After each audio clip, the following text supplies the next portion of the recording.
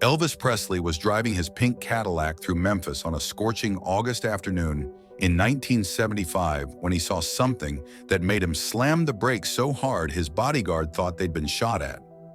An elderly black woman was standing on the side of Beale Street, struggling with a flat tire on a rusted Chevy that looked like it hadn't passed inspection in a decade. Cars were flying past her, dozens of them. Nobody stopped. Nobody even slowed down. But Elvis did. And what happened in the next 20 minutes didn't just change that woman's life. It reminded an entire city what it meant to be human. This is the story nobody talks about. The story that didn't make the tabloids. The story that proves Elvis Presley wasn't just the king of rock and roll. He was something far more important. It was August 14th, 1975, Memphis, Tennessee. The temperature was pushing 98 degrees, the kind of heat that makes the asphalt shimmer like water. Elvis had just left a meeting with his manager, Colonel Tom Parker, at the Peabody Hotel. The meeting hadn't gone well. Parker wanted Elvis to do another Vegas residency, another grueling schedule that would drain what little energy Elvis had left. 2 shows a night, 7 nights a week, for 6 weeks straight. Elvis was 40 years old, overweight, exhausted, and battling prescription drug dependency that was slowly killing him. The pills helped him sleep. The pills helped him wake up. The pills helped him perform. The pills helped him forget that he wasn't who he used to be. He wasn't the lean electric performer who'd once shaken America to its core with just a hip shake and a sneer. He was tired, bone tired, the kind of tired that lives in your soul and never goes away no matter how much you sleep. Parker had looked at him with those cold eyes and said, "You don't have a choice. You're in debt. The lifestyle you live costs money. And the only way you make that money is by performing." Elvis had walked out of that meeting feeling like a prisoner in his own life. But on that August afternoon, driving down Beale Street in his custom pink Cadillac, Elvis was trying to feel normal, just to drive through his hometown, just a moment of peace. The street where he'd first heard the blues as a teenager, the street where he'd discovered the music that would change his life. He'd rolled down the windows despite the heat, wanting to feel the Memphis air on his face. His bodyguard, Red West, sat in the passenger seat, quiet, watchful. Red had been with Elvis since high school. He'd seen everything: the meteoric rise, the Hollywood years, the comeback special, and now the slow, painful decline. Red didn't talk much anymore. What was there to say? They both knew Elvis was struggling. They both knew things were slipping away. That's when Elvis saw her, an elderly black woman, maybe 70 years old, standing beside a beat-up Chevrolet Impala on the shoulder of Beale Street. The car was jacked up, the front tire completely flat. She was holding a tire iron, trying to loosen the lug nuts, but her arms were shaking. The heat was brutal. She was wearing a faded floral dress and a sun hat that had seen better days. Sweat was pouring down her face, soaking the collar of her dress, and the cars just kept going. 50, 60 miles an hour. Nobody even glanced at her. She might as well have been invisible. She'd been standing there for almost 20 minutes now. 20 minutes of cars passing by, 20 minutes of hoping someone would stop. Elvis slowed down. Red looked over at him. "Elvis, don't." There was warning in his voice. Red knew what Elvis was thinking. Red had seen him do this before. Stop for strangers, give money to people on the street, help anyone who looked like they needed it. And every time, it turned into something complicated. Elvis didn't answer. He just pulled the Cadillac over about 20 feet ahead of her car and put it in park. Red sighed. "You know what's going to happen. The second someone recognizes you, this turns into a circus. We'll have a crowd in 5 minutes." Elvis opened his door. Then it turns into a circus. He stepped out into the Memphis heat. The woman didn't notice him at first. She was focused on the tire, struggling with the lug nuts, muttering to herself. Her hands were shaking not just from effort, but from age and the brutal heat. Elvis walked up slowly, his hands in his pockets, his sunglasses still on. "Ma'am?" The woman looked up. For a second, she didn't register who was standing in front of her. She saw a man in a white jumpsuit with rhinestones catching the sunlight. She saw the sunglasses. She saw the famous black hair, longer now than it had been in the 50s, but still unmistakable. Then her eyes went wide. The tire iron slipped from her hands and clattered on the pavement. "Oh my Lord!" Her voice was barely a whisper. Elvis smiled, that famous, crooked smile. "Looks like you could use some help." The woman just stared at him. Her mouth opened, but no words came out. Elvis bent down and picked up the tire iron. "You got a spare in the trunk?" She nodded, still speechless. Elvis walked to the back of her car, popped the trunk, and pulled out the spare tire. It was old. The rubber cracked, but it would hold. Red West had gotten out of the Cadillac by now and was standing nearby, arms crossed, scanning the street. A few cars had started to slow down. People were noticing. A pink Cadillac and Elvis Presley changing a tire on Beale Street. This wasn't going to stay quiet for long. Red could already see people pulling over, getting out of their cars. In 1975, that meant cameras, the kind with film, but still, this was going to be a story. Elvis knelt down beside the flat tire and started loosening the lug nuts. The pavement was scorching hot, burning through the knees of his jumpsuit, but he didn't care. The woman finally found her voice. "Mr. Presley, you don't have to do this. I can call someone." Her voice was shaking. Elvis didn't look up. He just kept working, his hands moving with surprising skill. "Who you gonna call, ma'am?" She hesitated. "Well, my son, but he's at work and I don't want to bother him. And..." Elvis glanced up at her. "Then I guess I'm here." He went back to the tire. The woman stood there watching him work.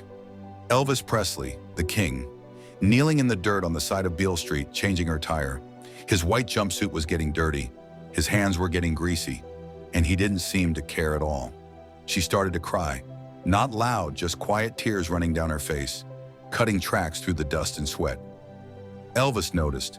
He paused, looked up at her. "You okay, ma'am?" She nodded, wiping her eyes with the back of her hand. "I just can't believe you stopped. All those people, all those cars, and you stopped." Elvis pulled off the flat tire and set it aside. He picked up the spare and lined it up with the bolts. "How long you been standing out here?" The woman's voice was soft.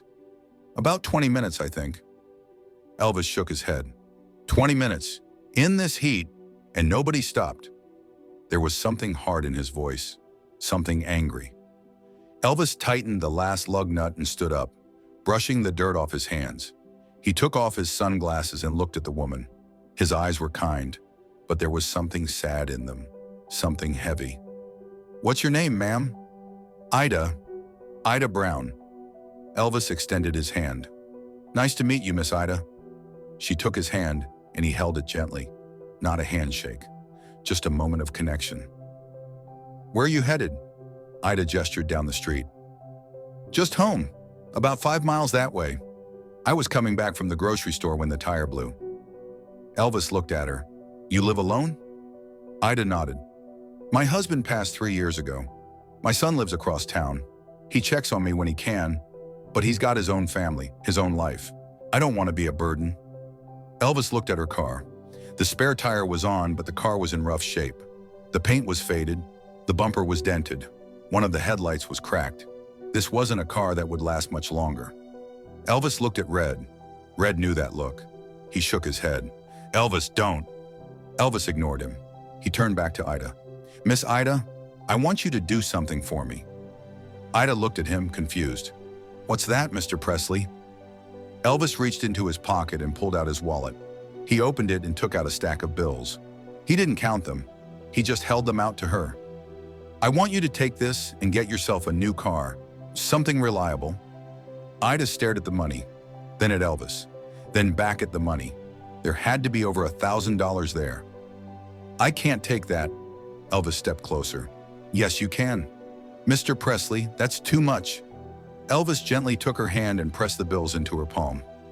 "Miss Ida, I've got more money than I know what to do with, and you need a car that's not going to break down and leave you in the heat. Please, let me do this." Ida looked down at the money in her hand. $1,200 bills. She started to cry again, harder this time. "Why? Why would you do this for me? You don't even know me." Elvis's voice was quiet, almost a whisper. "Because somebody should have stopped. All those cars, all those people, and they just kept going, like you weren't even there. And I know what that feels like, to feel invisible." By now, a small crowd had started to gather. People were getting out of their cars, standing on the sidewalk, watching. Some of them had cameras. One man was standing on the hood of his car, trying to get a better view. Red West stepped forward. "Elvis, we gotta go. This is about to turn into a thing." His voice had an edge to it. Elvis nodded, but he didn't take his eyes off Ida. "Miss Ida, you take care of yourself, okay? You get that car, something safe. You promise me?" Ida grabbed his hand with both of hers. Her hands were small and weathered, her fingers thin. "God bless you, Mr. Presley. God bless you. I'll pray for you every day." Elvis smiled, but it was a sad smile. "I could use those prayers, Miss Ida. I really could." He squeezed her hand and then walked back to the Cadillac. Red followed and they got in. As Elvis started the engine, Ida was still standing there, holding the money, tears streaming down her face. Elvis pulled back onto Beale Street, and the pink Cadillac disappeared into the Memphis traffic. The crowd stood there for a moment, watching. Then they turned to Ida, asking what happened, what he said, what he did. But Ida didn't answer. She just stood there clutching the money, crying. That night, Ida Brown went home and called her son Marcus. She told him everything, every detail, how the tire blew out, how she stood there in the heat, how nobody stopped, and then how Elvis Presley pulled over in his pink Cadillac and changed her tire, and gave her $1,200. Marcus didn't believe her at first. "Elvis Presley stopped to help you change a tire? And gave you money? Mom, are you sure?"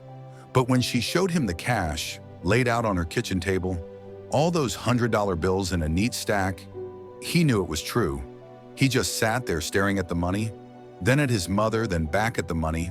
Ida used that money to buy a used car from a dealership on the other side of town, a 1972 Ford LTD. Blue, clean, reliable. The salesman asked her how she was paying, and she laid out the cash, all hundreds. He looked at the money, then at Ida. "Ma'am, where did you?" Ida smiled. "A friend helped me out."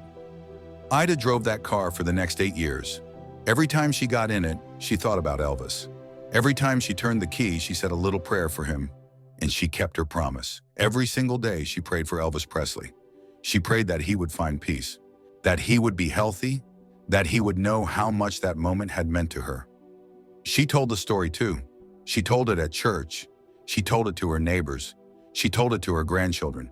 And the story spread through the Black community in Memphis, quietly, from church to church, from neighborhood to neighborhood. It wasn't in the newspapers, but everyone in Ida's world knew. Elvis Presley had stopped on Beale Street and helped Ida Brown. And in 1975 in the South, that meant something. And when Elvis died 2 years later, in 1977, Ida Brown went to Graceland.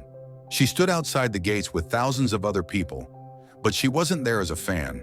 She was there as someone whose life he'd changed. She stood there in the August heat, just like the day he'd stopped, and she cried. Not for the king of rock and roll, for the man who'd stopped his car, for the man who'd seen her. The story didn't make the news. It didn't make the tabloids. There were no photos, no interviews, no official record. Just Ida Brown, her son Marcus, and the people who'd been on Beale Street that day. But the story spread through the Black churches in Memphis, through the neighborhoods where Ida lived, through the people who knew what it meant for a white superstar to stop and help an elderly Black woman in 1975. Red West later said that the drive back to Graceland was quiet. Elvis didn't say a word. He just stared out the window, his hands on the wheel, lost in thought. Red finally broke the silence. "You okay?" Elvis didn't answer right away. Then quietly he said, "I used to be somebody, Red. I used to mean something." Red looked at him. "You still do, Elvis." Elvis shook his head. "Not like that. Not like what just happened back there. That felt real. That felt like something that mattered." Red didn't know what to say, because the truth was, Elvis was right. The Vegas shows, the movies, the fame, it had all started to feel empty, hollow. But stopping on Beale Street for a woman who needed help, that was real. That was something that mattered. And maybe for just a moment, Elvis had remembered who he was before the fame, before the pills, before the exhaustion. He was just a kid from Tupelo who'd been raised to help people, who'd been taught that when someone needs you, you stop. Ida Brown lived until 1983. She was 78 years old when she passed away. At her funeral, her son Marcus told the story of the day Elvis Presley stopped to help his mother. He told it to the whole congregation, and when he finished, there wasn't a dry eye in the church. Because it wasn't just a story about Elvis, it was a story about kindness, about seeing someone who needed help and stopping. Elvis Presley died on August 16, 1977, 2 years and 2 days after he stopped on Beale Street. He was 42 years old. The world mourned the king. They mourned the music, the performances, the legacy. But Ida Brown mourned the man who'd stopped his car, the man who'd changed her tire, the man who'd given her money and told her to get a safe car, the man who'd seen her when no one else did. That's the story that should be told. Not just the Elvis who sold out arenas, not just the Elvis who starred in movies, but the Elvis who stopped on a hot Memphis street and helped a stranger. The Elvis who didn't have to, but did anyway. Because that's what decent people do. They stop, they help, they see you. And on August 14th, 1975, Elvis Presley saw Ida Brown. And he stopped, and for 20 minutes on the side of Beale Street, he wasn't the king of rock and roll. He was just a man who cared, and that's the legacy that really matters.